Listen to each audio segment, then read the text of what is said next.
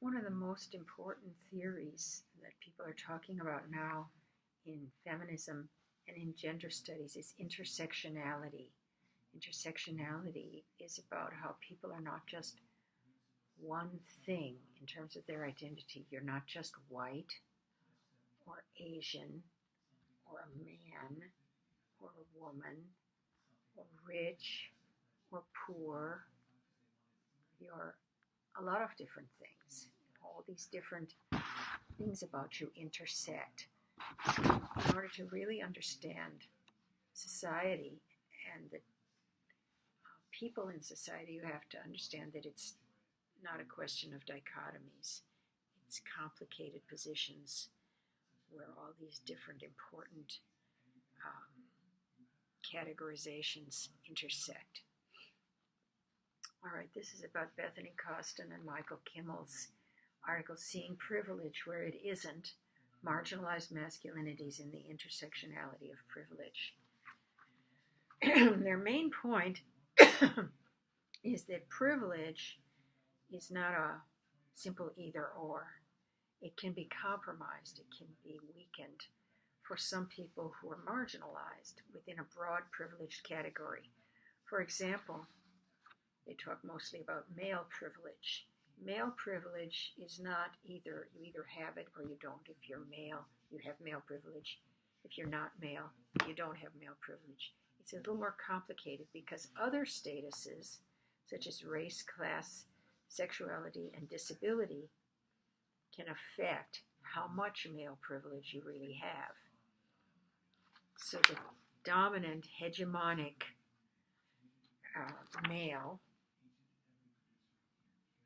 that is the most privileged is the white, heterosexual, not disabled, rich man. If any of that isn't true, he's not at the top of the heap. Privilege is often portrayed in terms of false dichotomies. We've talked about false dichotomies before. Men versus women, white versus non-white, heterosexual versus homosexual, able versus disabled. However, no category is dichotomous in terms of all the people in that category. So all whites aren't hetero, all men aren't white, all heteros aren't abled. Gender is an accomplishment. People do gender, and eventually they and others identify them with a gender. People whose other statuses may compromise their gender privilege may use various strategies to accomplish the privileged gender. What's the privileged gender? Man in our society. Hegemonic masculinity refers to power over others. Society is full of men who have internalized that image of gender and who aspire to qualify to accomplish that gender to be real men. All men, however, are not able to accomplish gender in that sense equally. White men have more power over others than black men do. Heterosexual men have more power over others than homosexuals do. Men who are walking on 2 feet and have no disabilities have more power over others than men with disabilities. Men with more money have more power than men with less money.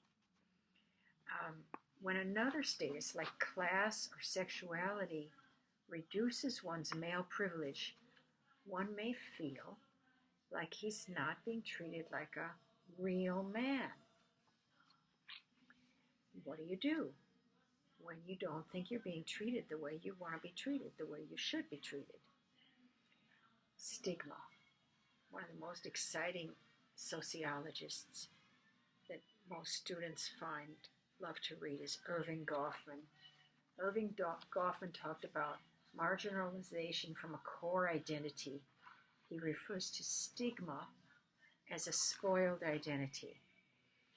So if man, hegemonic masculinity, is the core identity, and you're not getting all the privilege of hegemonic masculinity, you have a spoiled identity, you suffer from stigma. How do you feel? You don't like it. You want all the privilege. You want the not spoiled identity. And there are 3 strategies, according to Goffman, that marginalized people may use to reduce the impact of the stigma. Number 1, minstrelization. Overact the differences, act silly, make people laugh. So you act very campy. They call it minstrelization because Black Americans used to go on stage and act very silly, overdoing what were stereotype characteristics of Black people in the minds of white people. So they would, they would act for laughs to the white audience, and that somehow reduces the impact of the stigma. Normification is the second one. Normification.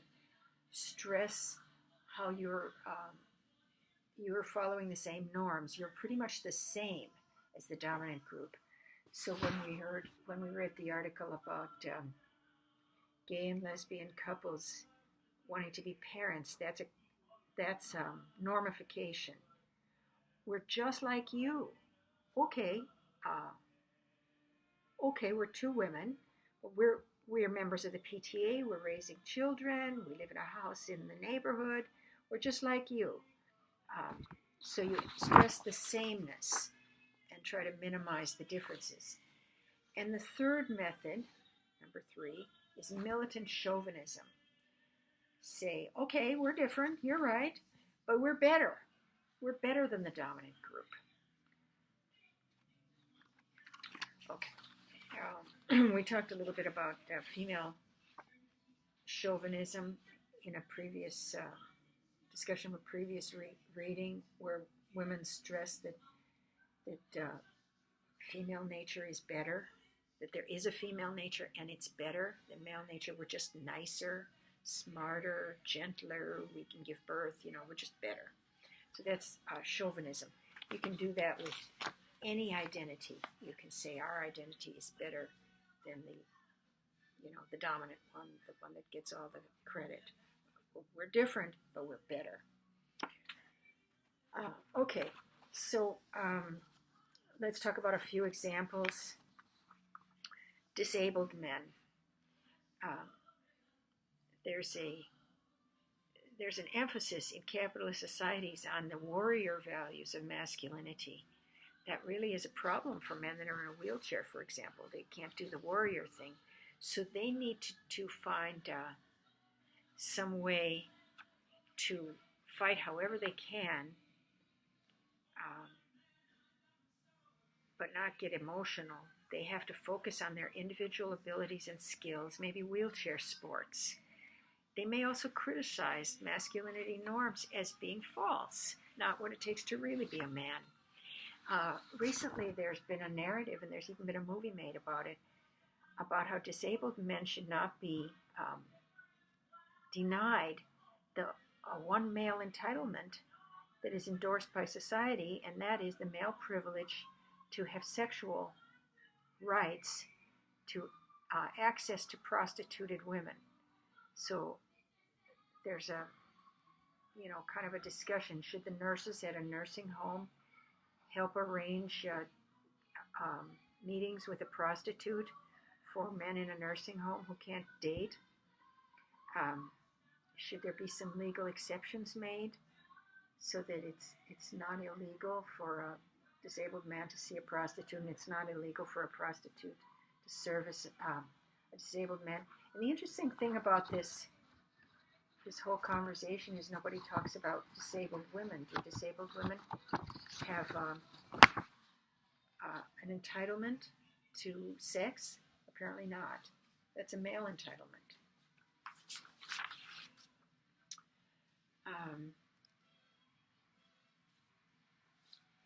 Gay men. Heterosexuality is the pattern around which society is organized. Everyone internalizes it. Gay men are often stereotyped as feminine. In the 1970s and 80s, there was a turn away from drag and camp, which would be more like minstrelization, toward hypermasculinity, excessive masculinity, including excessive sexual promiscuity. So this idea of masculinity being the the dog that's always chasing after the bitch in heat. That became kind of a norm in this one segment of gay men. Even in the gay subculture, you can find some stigma against effeminacy, acting too feminine.